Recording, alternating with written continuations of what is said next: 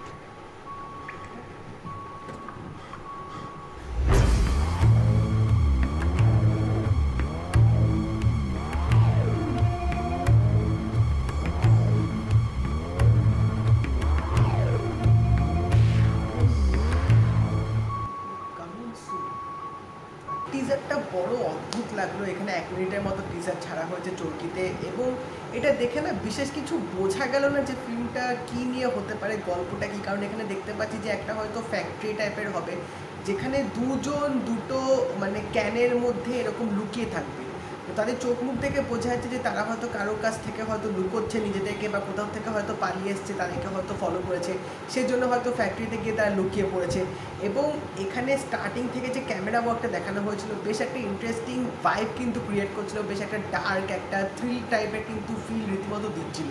তার সাথে কালার প্যালেটটাও কিন্তু বেশ আমার ভালো লাগছিলো। একটা যেরকম থ্রিলার ফিল্মে যেরকম কালার প্যালেট কালার টোন হওয়া উচিত সেরকমই কিন্তু এই টিজারটার মধ্যে আমি দেখতে পেলাম। এবং তার সাথে এই 1 মিনিটের টিজারটার মধ্যে কিন্তু ব্যাকগ্রাউন্ডটা বেশ আমার ইন্টারেস্টিং লেগেছে। একটা মানে বোঝা যাচ্ছে যে ভালো একটা কিছু জিনিস আমরা পেতে চলেছি, কারণ রোইহান রাফির কাছ থেকে অলরেডি আমরা জানোয়ারের মতো ফিল্ম পেয়েছি, তো একটা এক্সপেকটেশনস তো অবভিয়াসলি থাকবে।